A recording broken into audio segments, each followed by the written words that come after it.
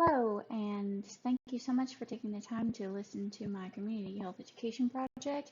My name is Melissa Jarrett. I am an Indiana State University nursing student, and we will be discussing tuberculosis in the homeless population. Before we get started on the education project provided, please follow the link below and complete a survey to test your knowledge prior to actually listening to the education. If you will hold down the control button and actually click on the red link provided, it will take you directly to the test. Thank you so much. Upon completion of this learning project, you will actually be able to complete the following learning objectives. You'll be able to define tuberculosis. You'll be able to give examples of how latent TB infection differs from TB disease. You can list the signs and symptoms of TB disease. You'll be able to identify how TB is transmitted in a population. You'll be able to list all testing available for identification of TB. You'll identify factors that make the homeless population in the United States a population at risk for TB. You'll be able to identify treatment options for latent TB infection and TB disease. And you'll be able to identify barriers to care for the homeless population in the United States. And lastly, you'll be able to identify programs available for treatment of TB within the population at risk. What is tuberculosis? TB is caused by the bacteria, Microbacterium tuberculosis. It usually can be pulmonary in nature or inside the lungs, but it can affect many different parts of the body. Latent TB infection, or the infection in which we have actually been exposed to the TB bacteria, but we don't show signs and symptoms, and or TB disease can occur. TB disease is actually in active form of TB disease in which we are contagious and show signs and symptoms. And TB disease is the form of the disease that actually can cause death. Let's compare and contrast latent TB infection, or LTBI, and TB disease. Latent TB infection, these patients are going to present with the following. They've been exposed to TB bacteria but do not have signs and symptoms. They are not considered infectious. They have a positive TB skin test. They have normal chest x-rays normally. They have negative sputum smears. They are not defined as TB cases. In TB disease, it's just the opposite. These patients will present with and have also been exposed to the TB bacteria. They'll present with signs and symptoms of illness. They have a positive TB skin test, have a higher prevalence of chest x-ray lesion. They have a positive sputum smear. They are infectious before treatment, and they are defined as the TB case. Signs and symptoms of TB disease. The CDC identifies the following signs and symptoms of pulmonary TB disease. Remember, pulmonary is actually referring to disease of the lungs. A cough, usually a chronic cough that is lasting 3 weeks or more. Chest pain, again, usually associated with the constant coughing.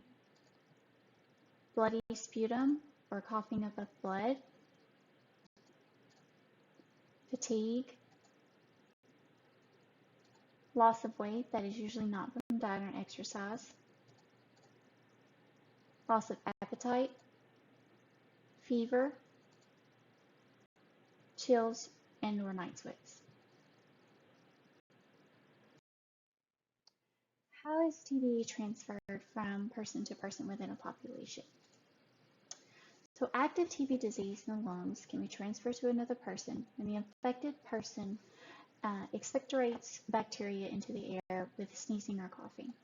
This can also happen when you're singing or when you're talking. It doesn't have to be anything violent, and it is airborne if it is an active TB disease form. The bacteria in the air then can enter the uninfected person when they breathe in through the mouth or the nose.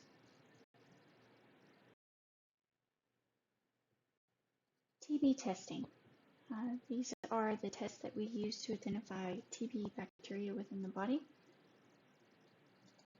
First and foremost, you have your TB skin test or your TST, also known as a PPD skin test for those of us that use it a lot in the field. This is probably the most widely used form of skin test or TB test in use currently as of today.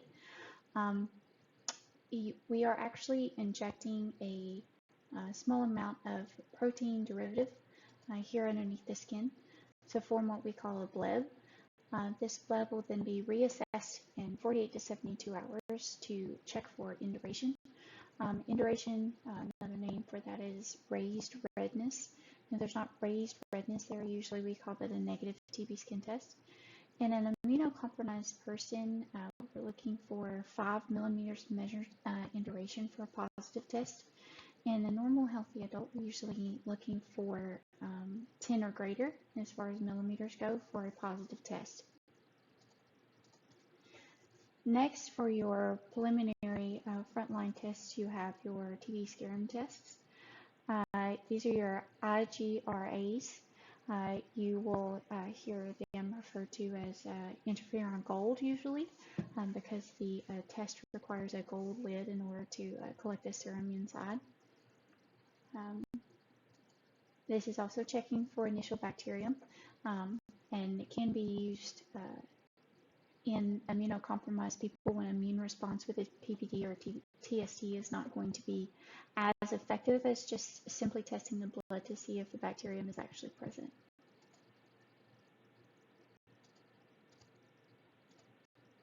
The next line of testing is a chest X-ray. Now we can use this as standalone to see if there are actually any TB lesions in the chest. But we're usually not going to do this unless this patient has a positive symptom screen.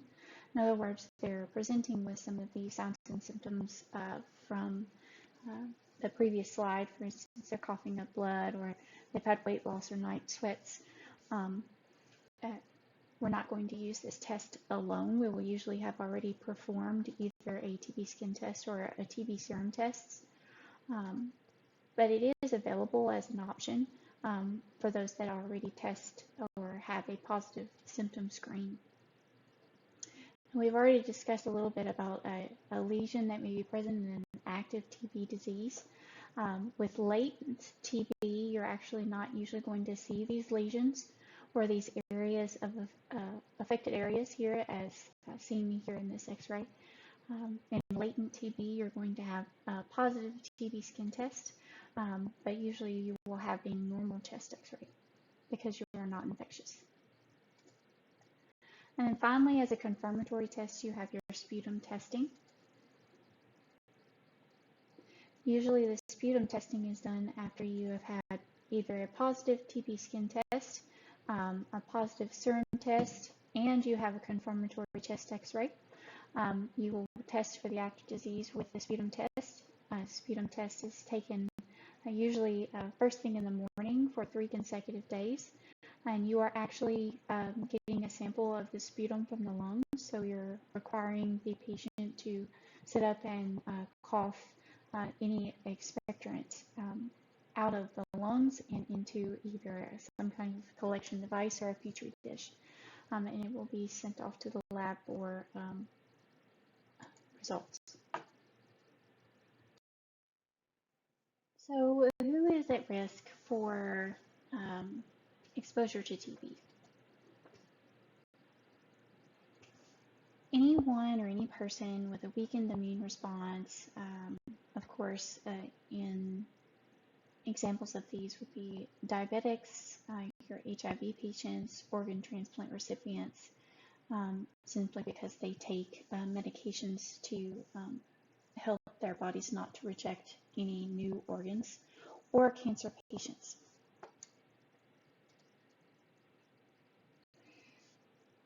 Any person that has been recently infected with TB and of course has had exposure to anyone that has had the active form of TB. Anyone with high exposure to those or with unknown contact with those that have TB, for instance, people or immigrants from countries with high prevalence for TB, and or your homeless population. Anyone that lives in close contact or works with a large group of at-risk populations. For instance, those of us that work in hospitals, even jails or prisons, or that work in homeless shelters. Our identified population at risk, or PAR here, are the homeless in the United States. According to a poll conducted by the National Alliance to End Homeless in 2019, 17 out of every 10,000 people in the United States are experiencing homelessness. Per the CDC, approximately 5% of people with TB were reported to be homeless. Some contributing factors include, but are not limited to, overcrowding in shelters, activities of daily living that may lower the body's ability to fight infection, such as drug and alcohol abuse, and higher prevalence of disease such as HIV and diabetes that are left untreated. Treatment for TB infection can be very similar in both latent TB and in TB disease. As you can see, both use some of the same frontline medications. INH is probably one that we're most familiar with rifampin being a close second. And each patient is assessed for basically their ability to tolerate medications and how long they may be able to tolerate medications due to their health, age, and of course their lab work. Because all medications that are used to treat TB disease, whether latent or active form, are incredibly hepatotoxic and require monitoring. Usually these medications are also given with direct observation therapy, or DOT, because the medications are extremely hepatotoxic, and each and every dose must be observed by either the agency that is paying for the treatment and or a nurse and or the actual health department that requires you to show up and take your medications weekly or daily, depending upon your regimen. Some barriers to identification and treatment of TB within our population at risk are as follows. The homeless population often do not have access to health care for testing. Treatment can be very costly. Homeless do not have an address or stable living environment in which to monitor daily direct observation therapy. Often homeless patients are not identified as being TB positive until they are truly sick and require hospital care. Overcrowding in shelters increases risk to homeless not previously exposed. The lack of resources to test and treat the homeless population in shelters. The lack of transportation to get to available free clinics for testing and daily or weekly medications and treatment. And the lack of proper nutrition and lifestyle that may decrease the body's ability to fight infection can make the homeless population more susceptible to illness. Some ways that have been identified to overcome those barriers and identify and treatment of TB within our population at risk are implementation of infection control measures in all of your homeless shelters, identifying symptomatic patients as soon as possible, complete contact investigations for any known positive TB diagnosed patients, promptly treat all of those patients that were exposed and may have latent TB infection, build partnerships with agencies dedicated to decreasing homelessness, and provide multicultural TB education to all personnel of shelters, patients, and community programs as possible, and make sure and provide treatment and testing free of cost. Now that you have reached the end of the education program, please use the link below to complete the post test provided in SurveyMonkey. Again, if you will hold down the control key and click on the link in red provided, it will take you directly to the post test. And thank you so much for taking the time to listen to my education program.